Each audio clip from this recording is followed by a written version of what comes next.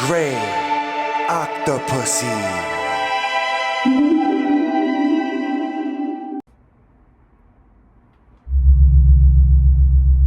Hey y'all, this is Grey Octopussy, and I'm back. Only this time, there's a story that a man tells, but it's not just any man. He used to be CIA, and he used to be down with the Men in Black, you know, like the movie Men in Black. But this is way before the movie was even made. So, you know, if you're into UFOs like I have and you've been into it for decades and years, you know, then you know about the Men in Black way before that movie with Will Smith was done. Okay, so this is very significant to the UFO community and everything that goes on with UFOs. So I figured I gotta share this. This has to go on my channel. There's certain things I have to cover. So without further ado, let's roll it.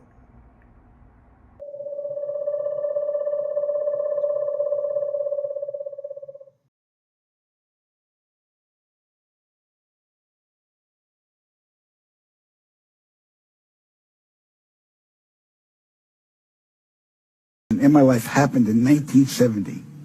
The senior black project director was William T. Latham, who had worked under CIA Executive Director Richard Schlesinger. Latham stated that I was the perfect candidate for my new position. I was a foster child, and I had no connections to existing relatives. I had no friends or social life. It was easy for them to erase my past and provide me with a new identity.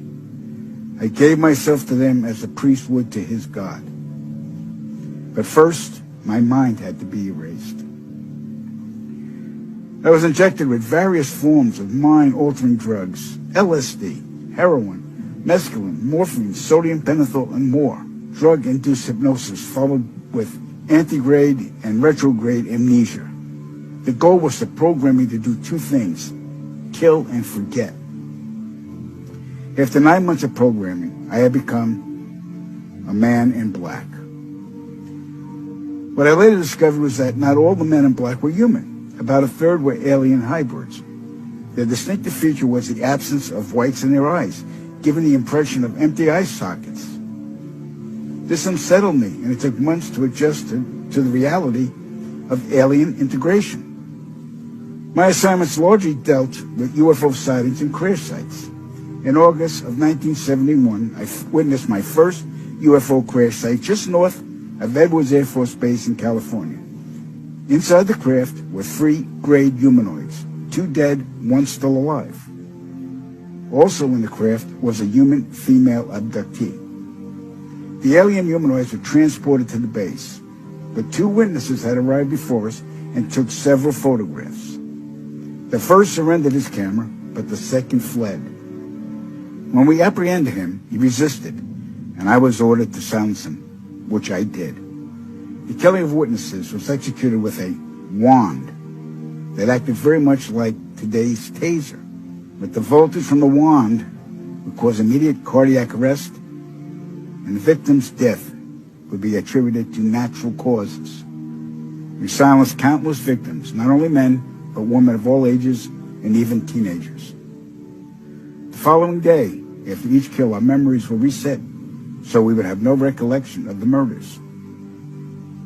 A good majority of the victims were ufologists and whistleblowers.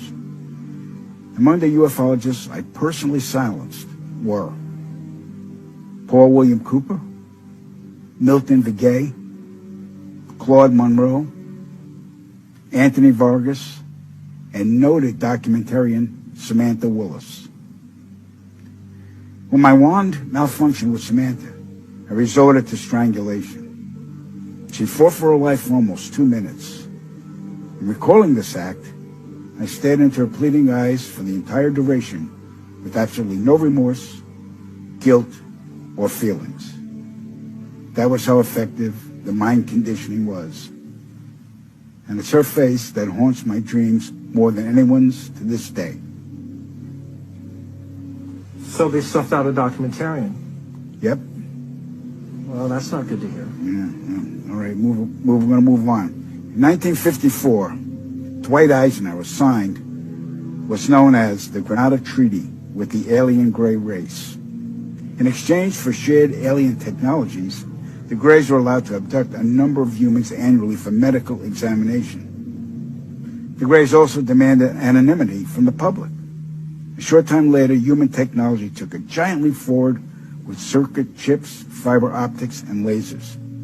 The grounded treaty is still active today, but the number of human abductions has increased, despite objections from the world governments. Now, the really interesting part. Every year, at least 8 million children go missing in the world. I can attest that 1/3 of them are abducted by government operatives and transported to any one of the 1,477 underground military installations on the planet, then imprisoned for the remainder of their lives. The children are subjected to biological and genetic experiments, dissections, and mutilations performed not by human scientists, but an alien gray species. During my stay at the Vanguard Underground Base north of Phoenix, Arizona, I witnessed many of these procedures. Because there was no form of anesthesia administered to the young patients, the halls reverberated with the screams of tortured children from morning to night. The ones that perished were incinerated in the installation's crematoriums.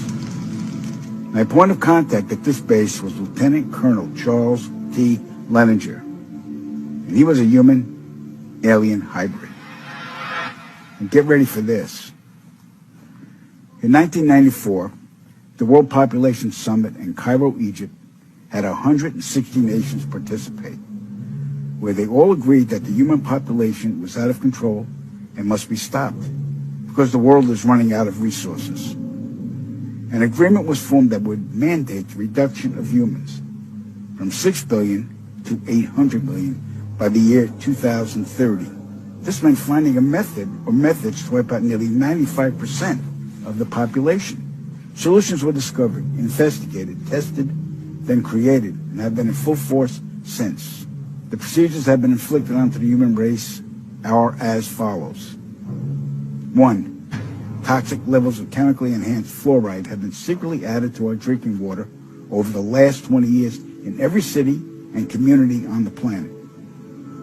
I personally oversaw the delivery of fluoride barrels to Denver, Chicago, Tampa, and Minneapolis water departments. The adverse effects of fluoride poisoning to the human body are numerous and debilitating. The effects to children is damage to their neurological development, among other serious ailments.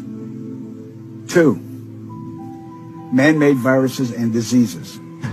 The AIDS virus, which was a designer byproduct of the American Disease Institute, was distributed through vaccines to the public in 1980. Instituted as a preliminary population control tactic, the results were successful and led to more lab-produced viruses that have since been unleashed onto the public.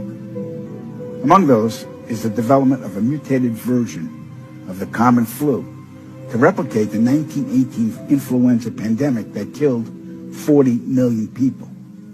The first strain of this new flu virus will be released to the public in late 2017. So if we see a flu outbreak in the late 2017 or early 2018 that's killing people, we'll know this is true. All right. 3. Killing us from the air with neurotoxins, barium chloride, cancer microbes, and viruses by way of chemtrails, released into the skies daily over all inhabited regions by military aircrafts.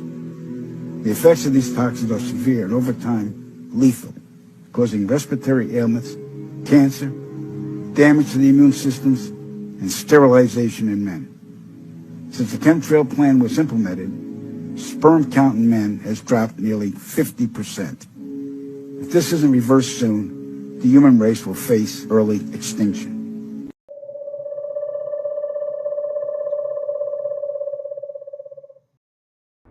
So we've reached the end of this video, and like I always like to say, if you encounter anything in the sky, anything strange, anything otherworldly, talk to them in the mind. Use mental telepathy. That's the old, ancient, multiversal language. All we got to do is match our frequency, and they're waiting on us. It's our move. We got to invite them so we can meet them face to face. Let's integrate. It's time, y'all.